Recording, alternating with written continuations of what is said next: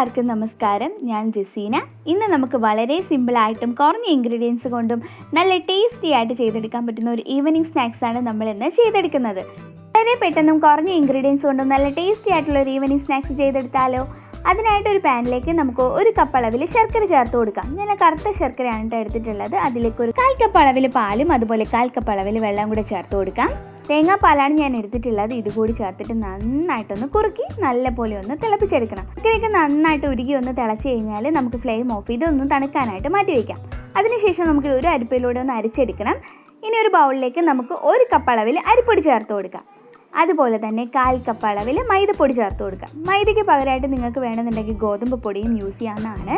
ഇനി ഇതെല്ലാം കൂടി നന്നായിട്ടൊന്ന് മിക്സ് ചെയ്തതിന് ശേഷം ഇതിലേക്ക് ഒരു നുള്ളു ഉപ്പും അതുപോലെ തന്നെ ഒരു നുള്ളു ഏലക്ക ചതച്ചതും കൂടെ ചേർത്ത് കൊടുക്കാം. ഇല്ലെങ്കിൽ ഏലക്ക പൊടിച്ച് ചേർത്ത് കൊടുത്താലും മതിയാവും. ഇനി ഇതെല്ലാം കൂടി നന്നായിട്ടൊന്ന് മിക്സ് ചെയ്തിട്ട് നമ്മൾ നേരത്തെ അരിച്ചു വെച്ചിരിക്കുന്ന ശർക്കര പാനി ഒരല്പം ചൂടോട് കൂടി തന്നെ ഇതിലേക്ക് ഒഴിച്ചു കൊടുത്തിട്ട് നന്നായിട്ട് ഇതിനെ ഒന്ന് മിക്സ് ചെയ്തെടുക്കണം. ഇനി ഇതിലേക്ക് നമുക്ക് കുറച്ച് ചൂടുവെള്ളം കൂടി ചേർത്ത് കൊടുക്കാനുണ്ട്. എല്ലാം കൂടി നന്നായിട്ട് മിക്സ് ചെയ്തതിന് ശേഷം നമുക്ക് ചൂടുവെള്ളം ചേർത്ത് കൊടുത്താൽ മതിയാവും.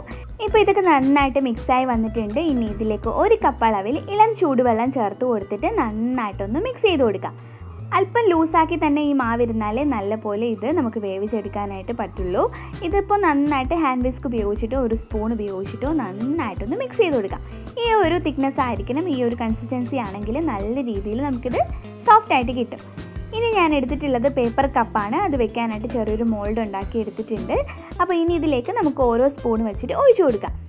എല്ലാത്തിലും ഇതുപോലെ തന്നെ നമുക്കൊന്ന് ഒഴിച്ചെടുക്കാം. പേപ്പർ കപ്പ് ഇല്ലാന്നുണ്ടെങ്കിൽ നിങ്ങളുടെ കയ്യിൽ സ്റ്റീൽ കപ്പാണ് ഉണ്ടെങ്കിൽ അതിൽ ഒഴിച്ചു കൊടുത്തിട്ട് നമുക്കിത് തയ്യാറാക്കി എടുക്കാവുന്നതേ ഉള്ളൂ.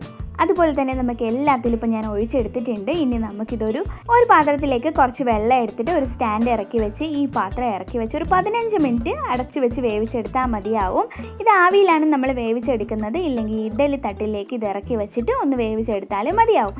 ഇപ്പോൾ ഒരു 15 മിനിറ്റ് ഒക്കെ കഴിഞ്ഞിട്ടുണ്ട്. ഇത് നന്നായിട്ട് വെന്ത് വന്നിട്ടുണ്ട്. ഇതൊരല്പം തണുത്തതിന് ശേഷം ഡീമോൾഡ് ചെയ്തെടുത്താൽ മതിയാവും.